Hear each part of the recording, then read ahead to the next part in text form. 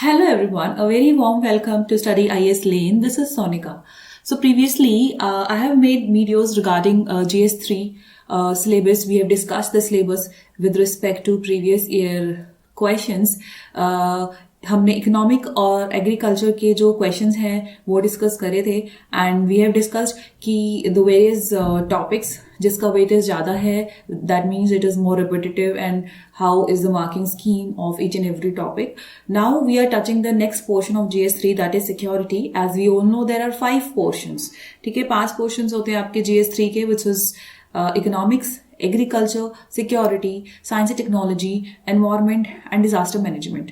ठीक है, तो अब हम सिक्योरिटी पे आते हैं. Now what I have thought is कि with the syllabus discussion and with the previous year paper discussion हम छोटे छोटे टॉपिक्स को we will try to complete the conceptual part also so that it becomes easy for all of the viewers to know कि इसमें हमें क्या क्या पढ़ना है. सो I just want to tell you that this will not be a spoon feed task. ठीक है, आपको हर एक information provide की जाएगी, but then you have to do a self work on that topics. Suppose if I'm telling you that what is cybersecurity, what are the various dimensions covered, then you have to search yourself the content so as to make your own notes or in a synoptic way or however you want.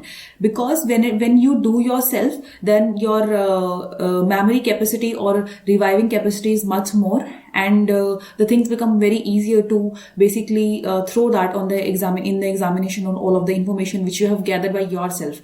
Secondly, but I can make sure that I'm going to cover all the dimensions. If I'm covering each topics like cyber security, आज हमारा topic है, हम सारे के सारे dimensions को cover करेंगे. There will not be any topic or any dimension of that particular aspect of that topic, right? So first let us discuss that कौन कौन से topics हमारे security में हैं, and then we will discuss the questions which is related only to the cyber security, and then we will the third part of this video will cater to the about cyber security. So guys, I have found Synopsys IS का ये एक free resources में, if you will go to the website, there's a free resources करके एक section है जहां पे आप अपने GS 1 2 3 4 के सारे टॉपिक वाइज, सिलेबस वाइज बहुत अच्छे तरीके से उन्होंने सेगमेंट किया हुआ है हर एक क्वेश्चंस को, उनके मार्किंग स्कीम्स को, उनके ईयर्स को, सिलेबस में क्या क्या है. सो this is very very helpful for all of you because I have said that previous year papers is just like the gold and you cannot I just cannot stress the importance of the previous year papers and syllabus. So let's discuss security का जो syllabus है उसमें क्या क्या है. Okay, so ठीक है. So what is this? आपका linkages between development and spread of extremism.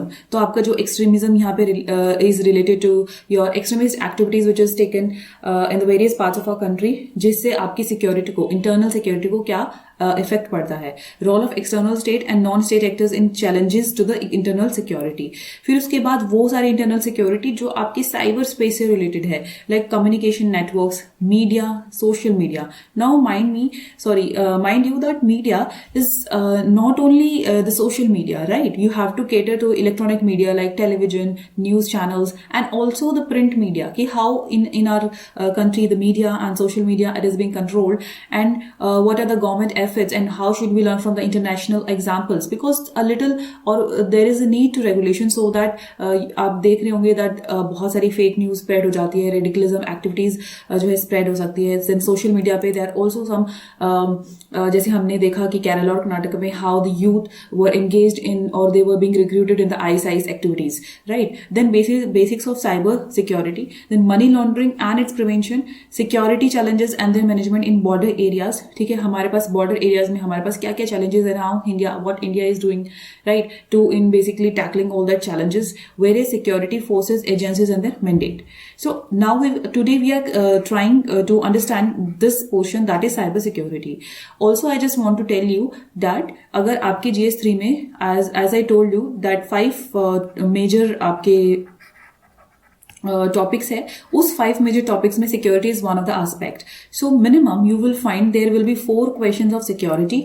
ठीक है, 4 क्वेश्चंस होंगे सिक्योरिटी के and it is approximately 50 marks. And suppose अगर 5 क्वेश्चंस आते हैं then definitely it is minimum 60 marks और 65 marks depending upon the marking scheme of the question, whether it is of 10 mark or it is of 15 mark. So I think ये equal weightage है, and trust me, ये when we see the economics and agriculture, it is more dynamic in nature. ये क्या है, थोड़ा सा portion static है, जहाँ पे आपको थोड़े बहुत facts, current examples, case studies, या आप बोल सकते हैं international sort of examples देने हैं. So this is very as our all says that ये बहुत ज़्यादा easy है इसमें marks लेके आना. सो अब हम पढ़ेंगे साइबर सिक्योरिटी. ठीक है, साइबर सिक्योरिटी से रिलेटेड क्या क्या क्वेश्चंस आए हुए हैं. सो साइबर सिक्योरिटी से रिलेटेड क्या क्या क्वेश्चंस आए हैं, let's see that. Basics of cyber security. ठीक है, हम आज इस टॉपिक को करेंगे, तो उससे रिलेटेड क्या क्वेश्चंस बन रहे हैं, we will see that. Answer about cyber terrorism. ठीक है, साइबर वॉरफेयर. ठीक है, तो पहले मैं आपको बता दूं साइबर वॉरफेयर. देखो साइबर सिक्योरिटी क्या होती है. साइबर सिक्योरिटी होती है जब आप एक साइबर स्पेस, यानी आपका जो साइबर स्पेस है, आप उसको सिक्योर करने की कोशिश करते हैं. That is your cyber security, because it is very critical today. Everything is being digitalised, right from our applications to our interaction, to our communication, to our government schemes, the governance, everything is like digital. तो it becomes very important to provide at all the levels security to all that cyberspace, इसमें जिसमें आपका सबसे ज़्यादा data and therefore networks, software, hardware सब include होगा. So cyber warfare is considered or is considered as by some defense analysts to be larger than Al-Qaeda or terrorism. So what do you understand by it, and outline the cyber threats which India is vulnerable and to bring out the state, the country's preparedness. So basically हमें बताना है what is cyber warfare or what could be the possible threats and how India is tackling that. In short, now cyber warfare आपको आगे पता चलेगा what is that. In short बस मैं आपको ये बताऊंगी that it is known as the fifth area of you can say war. जैसे आपका जो 3 है वो तो होता ही आपका air and sea and army, right. 4th is known as space. Space को एक एरिया माना गया है which is a 4th pillar नहीं बोल सकते, 4th area of the space warfare which can be considered. Now cyber एक 5th space माना गया है for that cyber warfare. फिर आता है consider the threats cyber space poses for the country. Again cyber space पे क्वेश्चन आया हुआ है कि India needs a digital arm. क्या हमें एक स्पेसिफिकली एक आर्म फोर्स की जरूरत है जो सिर्फ डिजिटल एरिया को कैटर करती है. And cyber security policy release हुई थी 2013 में, तो उसकी वेरियस एस्पेक्ट्स को यहाँ पे इन्होंने पूछा है. आफ्टर दैट साइबर अटैक्स के क्या क्या थ्रेट्स है, अगेन आप देख रहे हैं तो ये एक ही चीज को बारी बारी कर रहा है कि व्हाट इज साइबर अटैक्स, क्योंकि थोड़े थोड़े पॉइंट्स जो है वो ओवरलैप करेंगे सभी के. फिर उसके बाद data security has assumed significant importance in the digitalized world due to rising cyber crimes.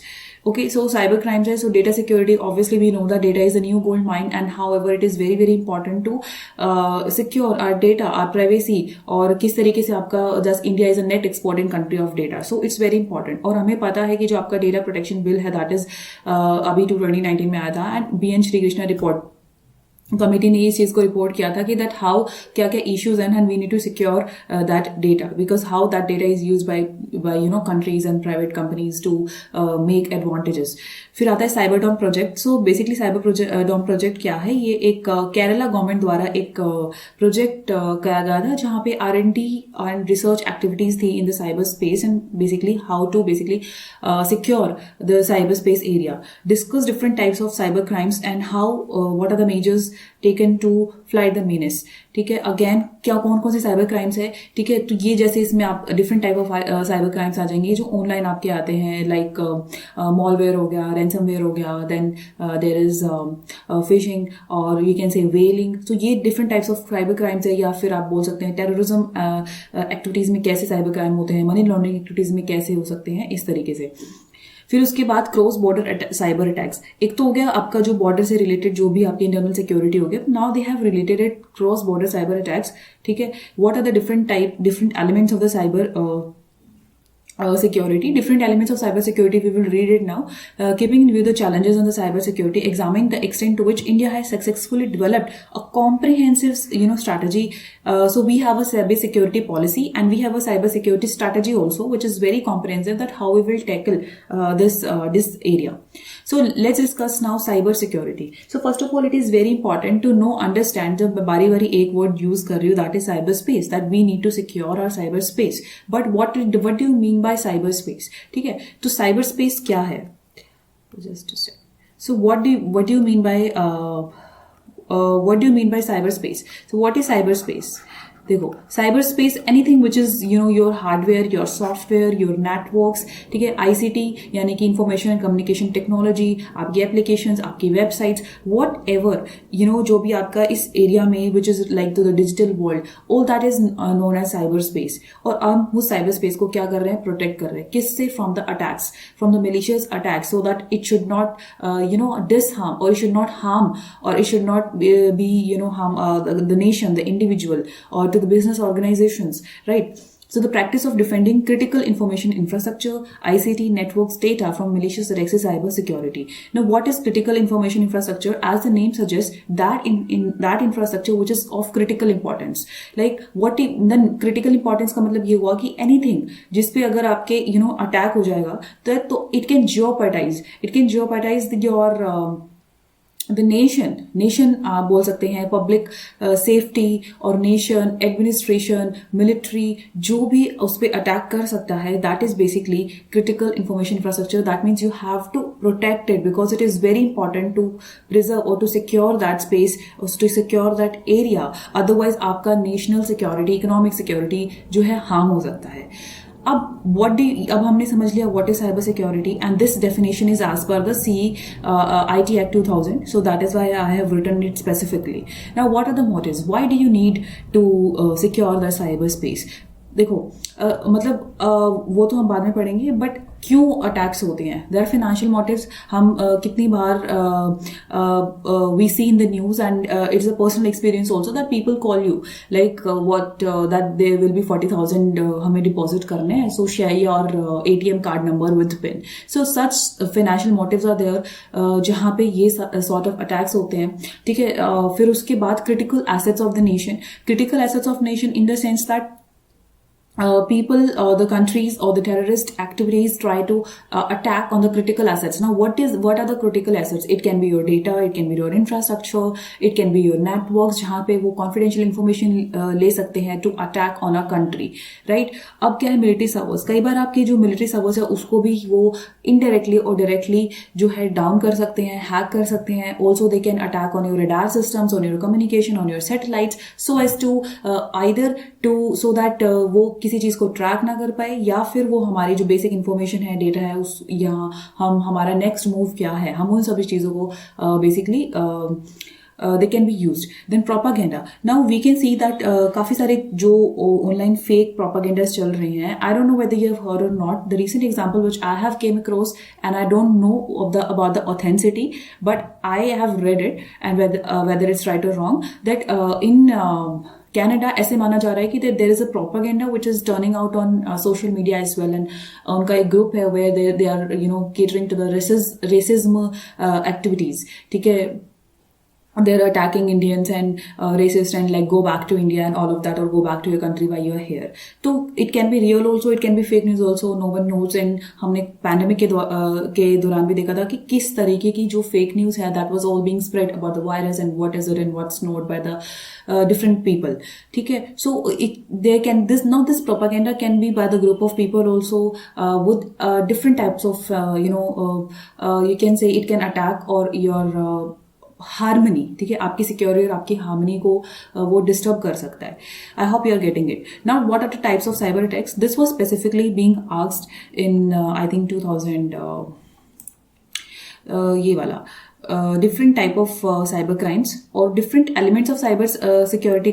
ये वाला different elements of cyber security का मतलब ये है कि different elements, यानी कि you have to protect your networks, you have to protect your devices, means the hardware component, you have to protect your software components.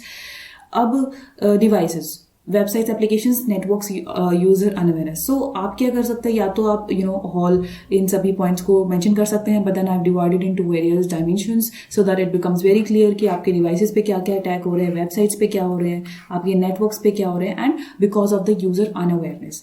So malware as हमने बहुत बारी सुना है कि आपके सॉफ्टवेयर में when they inject the viruses and so और then viruses and worms which is a part like फिर वो आपके सिस्टम पे अटैक करके they ask for ransom because इसका एग्जाम्पल है मॉलवेयर का एक एग्जाम्पल है that is ransomware like hacking their system and then they will ask you that we have your so and so in data and we want this much of amount of money then only we will basically release your system ठीक है फिर उसके बाद zero day attacks is a new term zero day attacks का simple meaning सिर्फ इतना है वो वाले अटैक्स जिसमें जो पीपल आर अनअवेयर यानी कि जो जिस सपोज एक डिवाइस है उस डिवाइस को किसी ने बनाया है एंड इट इज वॉलरेबल राइट और उसको उस बनाने वाले को पता ही नहीं था कि इस तरीके का लूप होल का यूज करके the person can attack as an and the person knows ठीक है एज एन उस बंदे को ये पता लग जाएगा सपोज कि इस लूप होल का यूज करके इस डिवाइस को अटैक किया गया है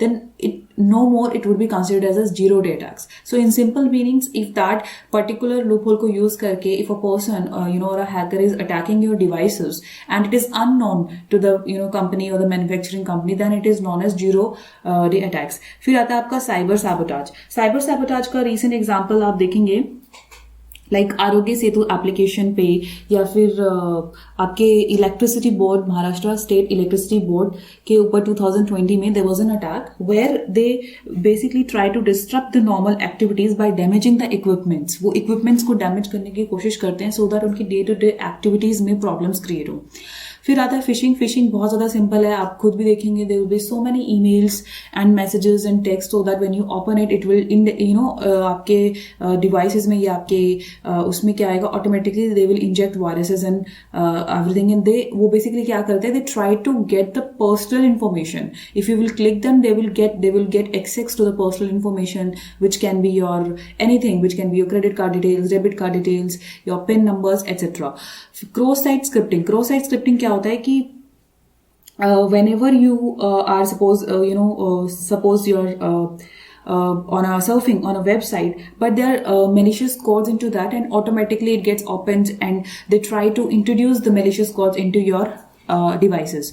फिर आता है networks denial of service attacks सो जो वेबसाइट्स होती है दे डेलिबरेटली समटाइम्स हम इसको बोल सकते हैं not the authentic ones but the other websites जिसको हम डार्क वेब भी बोलते हैं which the web which is like in ये सारी चीजों में like they are into denial of service attacks that the server को जानबूझ के what they do that server को जानबूझ के heavy करते हैं and that deliberately we are seeing the another page so that it is an attack through the network right एक होता है आपके devices पे attack करना that through the network then adware like posting the luring ads so that when you open it again it to cater your personal information user unawareness that is peer phishing again through your emails they try to get because since the person is unaware so they don't know which link to open which link not to open then whaling is like the demand basically the demand of ransom from the affluent people like people who are rich unke systems pe suppose attack kar denge aur fir they will demand ransom right so these were the types of cyber attacks the need for cyber security and why do you need cyber security you know that digital era we are in the digital era this is the fourth industrial revolution there is machine learning robotics artificial intelligence internet of things everything is like become very digital right from your start of the day to the end of the day so individuals ke liye kya concerns hai like first of all there is data privacy now you can see the best example today I can talk about is Apple Watch. I don't know why people are so fond of it, but that is a personal choice. Now, in that Apple Watch, they are monitoring your oxygen levels and your blood pressure and everything.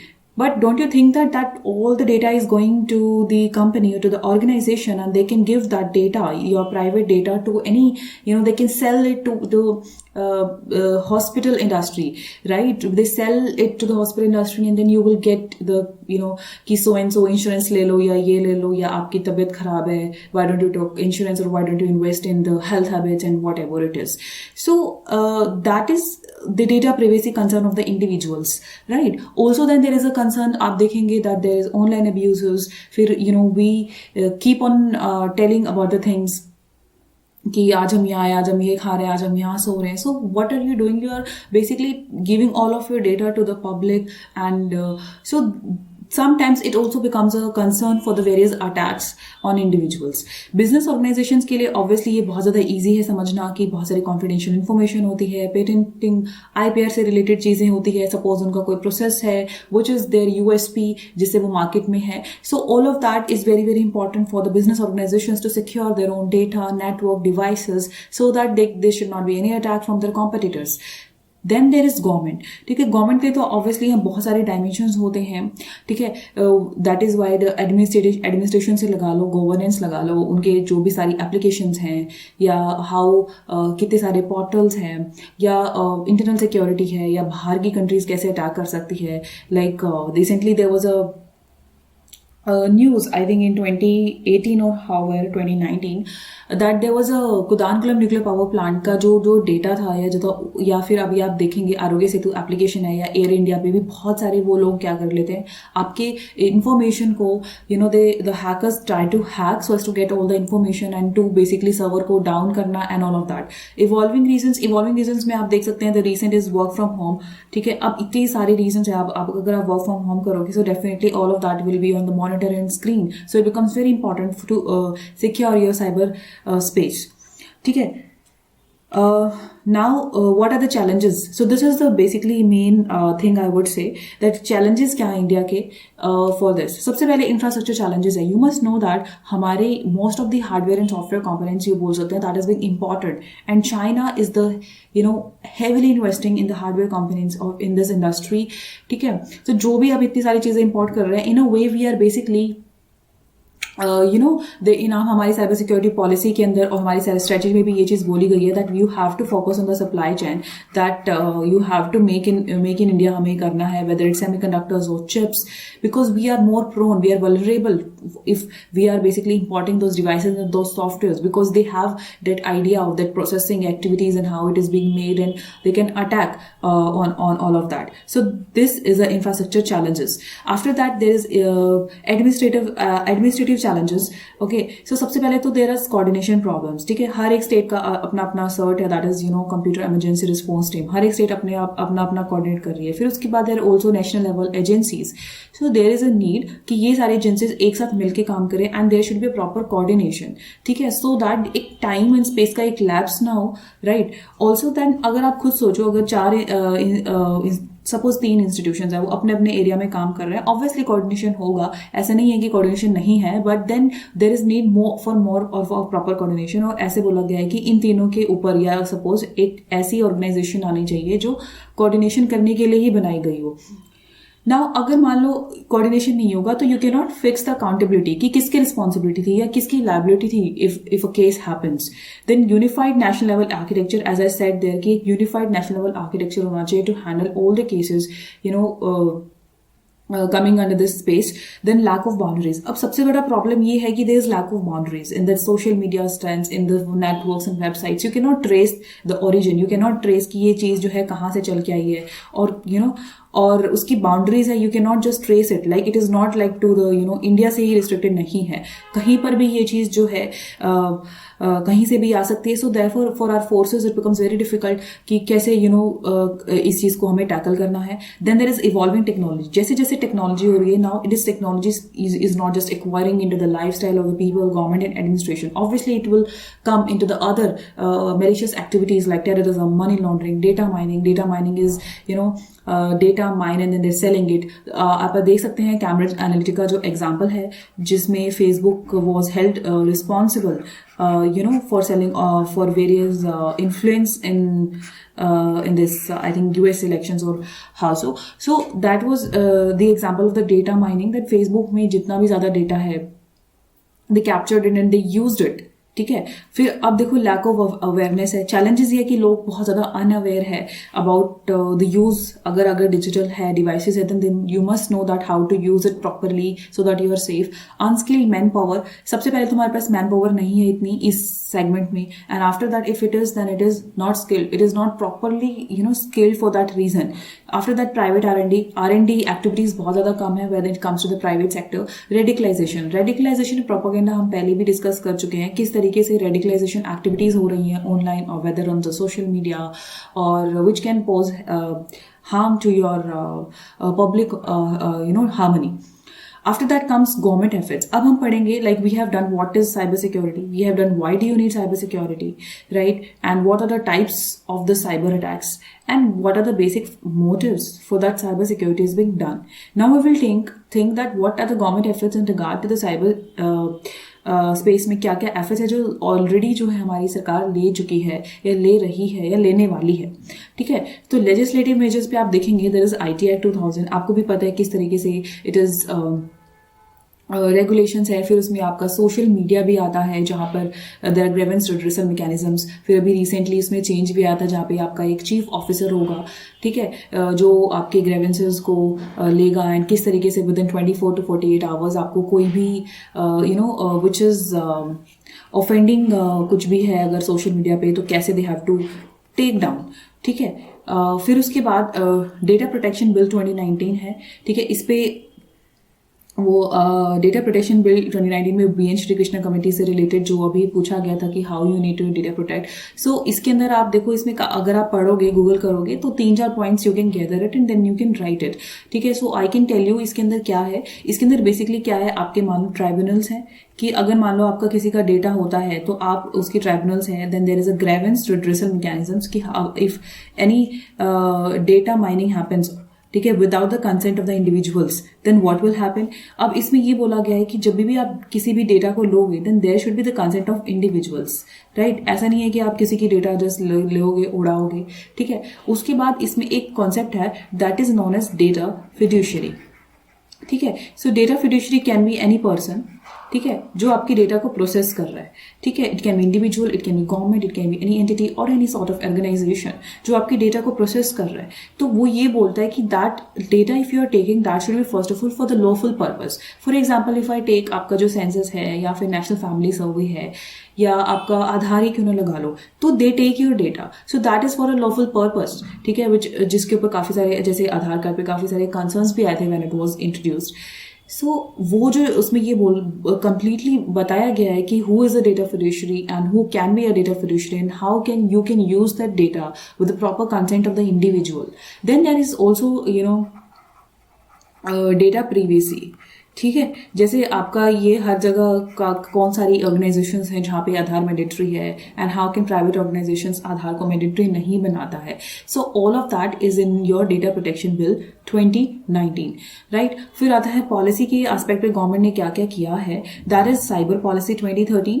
ठीक है, there is a policy, you can read it, उसके 2-4 point select करो and you can make about it. Like इसमें आप बोल सकते हैं, like इसमें आपका सर्टेन्स आएगा, फिर आपका एक साइबर स्पेस इकोसिस्टम आएगा, किस तरीके से you will manage, what will be the coordination centres, कौन कौन से इंस्टीट्यूशंस हम लेके आएंगे, कौन कौन सी पॉलिसीज के अंदर हम बिल्स लेके आएंगे. Then there is a particular उस पॉलिसी के अंदर there is a proper strategy which is talking about secure, synergize and strengthen your cyber space.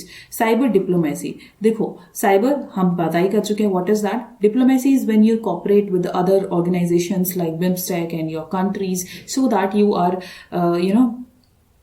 Trekking all the activities और कोऑर्डिनेशन बिटवीन द कंट्रीज. अगर कुछ भी, जैसे हमने अभी बताया that there is a boundaries का कोई अता पता नहीं है, हमें ओरिजिन अटैक करना है, तो that is basically cyber diplomacy. It also includes the increase in the investment expenditure when it comes to the R&D activities. Then there institutional framework, ये आपको पता होना चाहिए that this is under the Ministry of Home Affairs. That is Cybercrime Coordination Center. It is India Cybercrime Coordination Center. Then there is a national. This NCII is basically this is a protection center of the critical infrastructure information. There is a particular center which is catering to the critical information infrastructure. Then this is Cyber Security Coordination Centre. ये एक ऐसा है जो कि cyber security को coordination centre है which is also will cater to this area of the cyber security. Then others is like आपका ये हो गया information education awareness, information security education awareness, which is basically talking about कि हम personals को train करेंगे, skill करेंगे, aware करेंगे लोगों को, awareness programs होगा. Then there is a tech Sagar platform जहाँ पे if you will just open its website, आपको 1 सेकंड में पता चल जाएगा that ये क्या है. Basically it is a portal जो आपको ये दिखाएगा कि इंडिया की पावर क्या है, या इंडिया मतलब बेसिकली कौन कौन से एरियाज में कौन कौन सी ऐसी इंडस्ट्रीज हैं, एकेडमिया है, रिसर्च है, स्टार्टअप्स है जो इस इंडस्ट्री यानी इस साइबर सिक्योरिटी को केटर करती है. So you can just Google it and find कि आपको फर्स्ट पेज पे मिलेगा कि कितने सारे इस पे रिसर्च R&D एक्टिविटीज चल रही हैं, कौन कौन से एकेडमिया या इंस्टीट्यूशंस इस पे काम कर रही हैं, कौन कौन से स्टार्टअप्स हैं, कौन कौन से ऑर्गेनाइजेशंस हैं, गवर्नमेंट सेंटर्स हैं. सो बेसिकली जो इस चीज़ पर काम कर रहे हैं, that is all about cyber security. Then comes international measures. International measures में ये 4 सबसे ज़्यादा इंपॉर्टेंट है. That is why I mention it was is International Telecommunication Union. तो हमें भी पता है जहाँ पे ये आपका और एक यूनियन होता है which is about telecommunication. So obviously उसके जो डिसएडवांटेजेस है catering to all of that will be there. Budapest Convention was sign in 2004. मैं ये कहूँगी that this is the only convention जो कि इस संदर्भ में आपके कंसर्न को एड्रेस कर रही है basically regarding the cyber crime and cyber terrorism activities.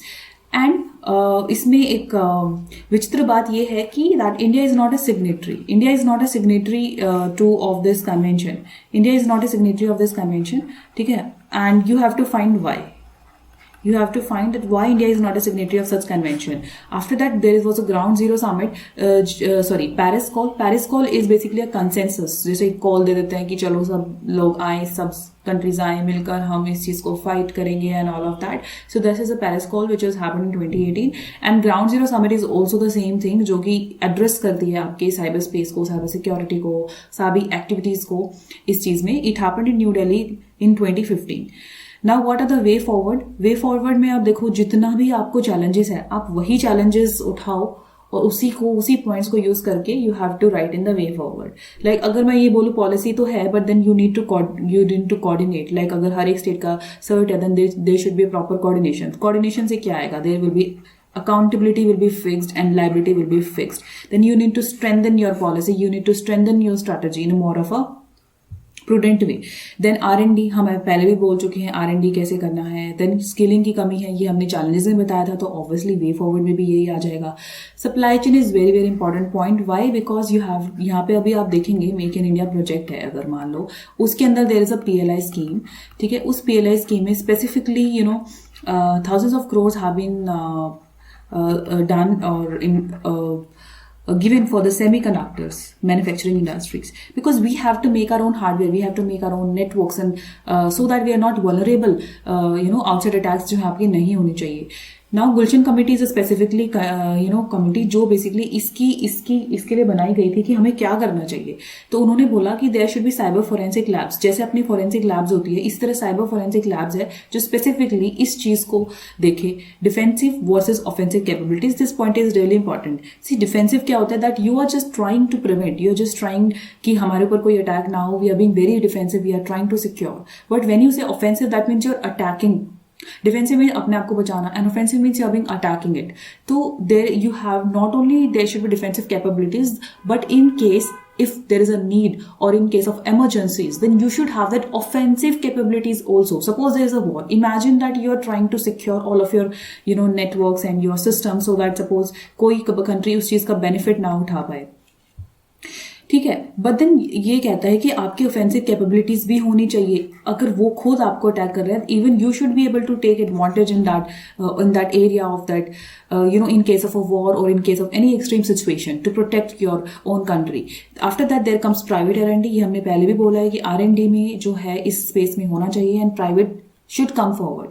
International cooperation जैसे कि हमने बताया जिसमें इसको साइबर डिप्लोमेसी भी बोलते हैं. ठीक है. जैसे अगर आप देखेंगे जब भी कोई भी चीज आप पढ़ते हैं तो उसमें आप बोलेंगे कि हाँ हमने साइबर स्पेस में भी डिस्कशंस करे हैं.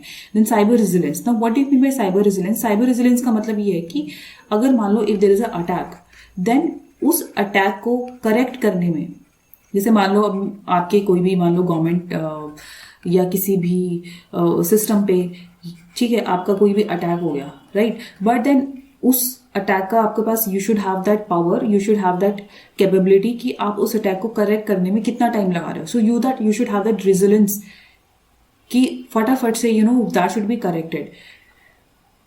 Now what my advice would be, now ये आपके सारे डायमेंशंस को कवर करता है. I have not left even one dimension in that. What you have to do it, you have to collect all your facts, examples and definitions. अगर मान लो cyber resilience की definition ही लगा लो, या साइबर डिप्लोमेसी की definition है, या cyber warfare की है, then you have to collect that, right, and Google to make synoptic notes. मैंने खुद ये सारी चीज़ें या जो भी लिखी है या जो भी मैंने आपको पढ़ाया, I myself have google it, I myself have made short notes of it. So you have to go और you can do the same वे.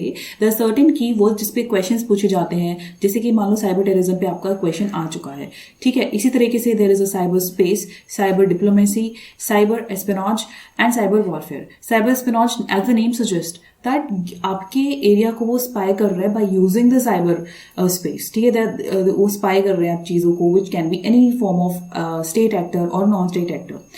अब क्या है साइबर वॉरफेयर, ये मैंने आपको पहले भी बताया गया है कि ये एक फिफ्थ डायमेंशन माना जा रहा है, जो एक वॉर मतलब it can the only reason जिसमें you know the countries can be at war using this cyber space. Now today's question for my side is that what are the reasons of India not joining Budapest Convention? As I told that India is not a party to the Budapest Convention. Should India join to enhance its cooperation in cyber space? क्या हमें इसको join करना चाहिए? सो in short, वो बुडा convention, as I told, where all the countries have signed it in securing their own cyber security and basically cooperate करना है. और उनको ये हो गया कि different parties to the countries will enhance their capabilities, investigative techniques and all of that. So your question is this, and thank you very much for watching this. We will be continuing this series with the same pattern like previous year questions and the syllabus discussion of the various portions, and then discussing with the same one this topic. Thank you very much for watching.